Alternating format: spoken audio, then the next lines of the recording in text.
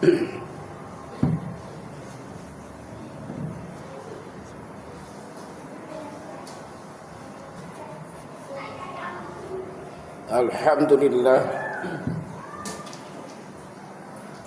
Alhamdulillahilladzi ja'ala Sya'ban syahru islahil qulubi minal uyun. Asyhadu an la ilaha illallah wahdahu la syarika lah wa asyhadu anna sayyidana wa nabiyyana wa maulana Muhammadan abduhu wa rasuluh. Allahumma salli wa sallim ala sayyidina Muhammadin khatamul anbiya wal mursalin wa ala alihi wa ashabihi ajma'in, amma ba'd. Faya ayyuhal muslimun usikum wa iyaya bitaqwallah. فإن التقوى مدار كل سعادة كما أن اتباع الهوى رأس كل شقاوة فقد فاز المتقون. قال الله في كتابه المبين وهو أصدق القائلين: أعوذ بالله من الشيطان الرجيم بسم الله الرحمن الرحيم ومن يعمل سوءا أو يظلم نفسه ثم يستغفر الله يجد الله توابا رحيما. صدق الله العظيم وبلغ رسوله النبي الحبيب الكريم ونحن على ذلك من الشاهدين والشاكرين والحمد لله رب العالمين. Hadirin jamaah salat Jumat Masjid Nurul Iman, beberapa hari lagi ke depan kita akan menyambut kedatangan bulan suci Ramadan. Tentunya kita harus mempersiapkan diri fisik, mental, spiritual di dalam rangka meningkatkan kualitas amaliyah ibadah kita kepada Allah Subhanahu wa taala. Di dalam Al-Qur'an surah Al-Baqarah ayat 210 Allah Subhanahu wa taala mengingatkan kepada kita, wa may ya'mal su'an aw yadhlim nafsahu thumma yastaghfirillaha yajidillaha tawwabar rahima. Barang siapa di antara kalian pernah melakukan perbuatan dosa, mencuri, berzina atau bahkan membunuh, aw yadhlim nafsahu atau menzalimi dirinya, mengkhianati Allah, mengkhianati Rasulnya, thumma yastaghfirillah, kemudian dia bertaubat memohon ampun kepada Allah Subhanahu wa taala, yajidillaha tawwabar rahima, dia akan mendapati ampunan dan rahmat Allah Subhanahu wa taala. Baginda Rasul sallallahu alaihi wasallam menyebutnya Sya'ban ini adalah islahul qalbi, bulan membersihkan hati. Kalau hanya 1 bulan membersihkan hati untuk memasuki bulan suci Ramadan tidak memadai. Itu hanya istilah dari baginda Rasul sallallahu alaihi wasallam, islahul qalbi. Sya'ban adalah bulan membersihkan hati. Sebenarnya Rasul sudah menginstruksikan kepada kita selaku umatnya, membersihkan hati itu tidak bisa temporer. Membersihkan hati itu tidak bisa waktu yang sebentar. Membersihkan qalbu ini memerlukan waktu yang kontinu, terus menerus. Itulah sebabnya beliau memerintahkan kepada kita, setiap sesudah sholat 5 waktu, bacalah berzikir kepada Allah dengan ucapan subhanallah.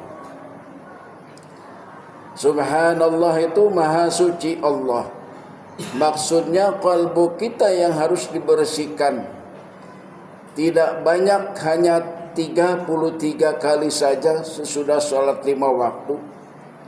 Allahu Akbarnya 33, Alhamdulillahnya 33. Itu isyarat dari baginda Rasul sallallahu alaihi wasallam bahwa kita harus membersihkan kalbu kita. Dari apa dibersihkannya kalbu kita? Pertama dari fisik jasmani ini. Jasmani ini harus bersih dari makanan dan minuman yang haram. Sebab Rasul berkalam, la yaqbalullahu salata amri'in fi jawfihi haramun. Tidak diterima salat seseorang kalau di dalam perutnya penuh dengan makanan dan minuman yang haram. Kullu lahmin nabata fihi minal haram fannaru aula bihi. Setiap daging yang tumbuh di dalam diri kita bersumber dari makanan dan minuman yang haram, maka api neraka lebih utama bagi dirinya. Karena itu di bulan Sya'ban, islahul qalbi, membersihkan hati, yang pertama adalah mari kita jaga makanan dan minuman agar tidak masuk ke dalam tubuh kita, sebab itu bisa mengganjal nilai-nilai ibadah kita di mata Allah Subhanahu wa ta'ala. Saudara-saudara kaum muslimin jamaah salat Jumat yang terhormat, lalu bagaimana taubatnya hati? Kalau berzikirnya hati subhanallah, supaya hati ini menjadi islah, menjadi bersih, maka taubatnya hati dengan menyebut asma Allah. Allah, Allah, Allah. Atau dengan nida, ya Allah, ya Allah, ya Allah. Syukur kalau hafal Asmaul Husna yang 99. Kalau tidak, cukup dengan menyebut Allah, Allah, Allah. Itu di dalam rangka taubatnya qalbu kepada Allah Subhanahu wa ta'ala. Kenapa taubatnya qalbu? Arif billah mengajarkan menyebut asma Allah saja. Karena kita diingatkan Allah di dalam Al-Quran surah Al-Waqi'ah ayat 83-84. Falaula idza balaghatil hulqum, bagaimana kalau nyawamu sudah berada di tenggorokan, wa antum hina idzin tanzurun, mestinya kamu saat itu lihat aku. Minimal bagi kita, wa antum hina idzin tanzurun itu, saat itu kamu mestinya ingat aku. Itulah sebabnya kenapa kita bertaubatnya hati dengan menyebut asma Allah. Allah, Allah atau ya Allah, supaya pada saat sakaratul maut tidak ada yang kita ingat kecuali Dia, kecuali Allah Subhanahu wa ta'ala. Sederhana ini pembelajaran dari Rasulullah, ringan materinya, cuman ucapan subhanallah, alhamdulillah, Allahu Akbar. Makanya kata Rasul, khafifatani fil lisan, khafifatani fil lisan, thaqilatani fil mizan. Ringan diucapkannya cuman subhanallah, alhamdulillah, Allahu Akbar, tapi thaqil, berat timbangannya di mata Allah Subhanahu wa ta'ala. Jadi makna subhanallah itu membersihkan qalbu, supaya kita qalbunya bersih dari perbuatan hasud, perbuatan ujub, takabur, riya, sombong dan angkuh. Itu yang merusak ibadah kita. Yang dimaksud dengan subhanallah bukan hanya sekedar lipstik, mulutnya subhanallah, qalbunya mah tetap saja benci membenci, dendam mendendam, khianat mengkhianati, zalim menzalimi. Maka ucapan subhanallah itu cuma hiasan bibir saja, tidak bisa membersihkan qalbunya. Karena itu ketika kita mengucapkan subhanallah, konsentrasinya kepada qalbu. konsentrasinya kepada hati. Lalu Rasulullah memerintahkan kepada kita selanjutnya Allahu Akbar. Allahu Akbar itu zikirnya ruh. Ruh ini yang bergerak kita ke sana kemari dan berkalam itu adalah ruh. Maka ruh ini berzikirnya kepada Allah dengan menyebut Allahu Akbar. Allah Maha Besar. Allah Maha Dahsyat. Berarti ruh ini yang maha dahsyat di dalam tubuh manusia, dalam tubuh seluruh makhluk Allah Subhanahu wa ta'ala. Karena itu berzikirnya Allahu Akbar. Konsentrasinya ketika kita membaca Allahu Akbar itu kepada ruh. Lalu taubatnya ruh, tidak terdengar suara. Taubatnya ruh tidak terdengar suara, hanya nafas saja. Namanya zikir sirul asrar. Nafas keluar hu, nafas ke dalam hu. Yang di dalam qalbu menyebutnya Allah. Atau nafas keluar hu, ke dalam Allah. Hu Allah, hu Allah. Tidak ada suara, jadi hanya gerakan nafas saja. Itu taubatnya ruh, agar qalbu kita suci di mata Allah Subhanahu wa ta'ala. Kemudian alhamdulillah, itu zikirnya seluruh tubuh. Jadi ketika kita mengucapkan alhamdulillah, membersihkan seluruh tubuh. Jasmani tadi sudah kita bersihkan dari makanan dan minuman yang haram. Fisiknya kita bersihkan dengan zikir alhamdulillah. Alhamdulillah itu konsentrasi kepada seluruh tubuh kita. Lalu taubatnya tubuh apa? Taubatnya tubuh cukup dengan ucapan kalimat tauhid, la ilaha illallah. Jadi la ilaha illallah itu taubatnya tubuh. Di dalam kitab Kifayatul Atqiyah yang disyarah oleh Syekh Imam An-Nawawi,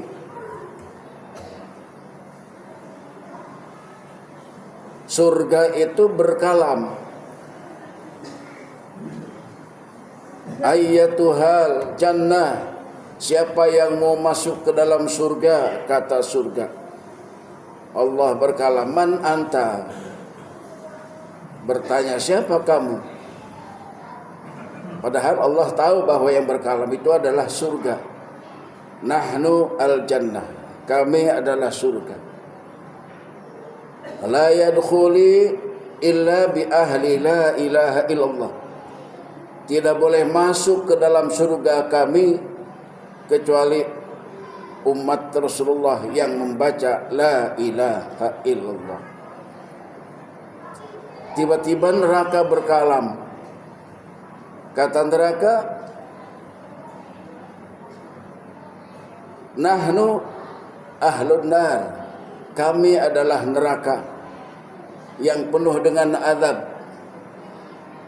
Kami akan menuntut orang yang tidak membaca la ilaha illallah masuk ke dalam neraka.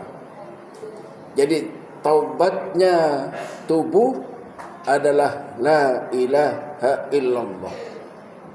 Termasuk yang dideskrip oleh para ulama, ini boroknya umat Rasulullah sallallahu alaihi wasallam. Dan kalimat tauhid la ilaha illallah itu dideskrip oleh para ulama miftahul jannah. Kuncinya surga adalah la ilaha illallah. Di dalam surga itu ada istana. Maka kuncinya istana itu adalah basmalah. Bismillahirrahmanirrahim.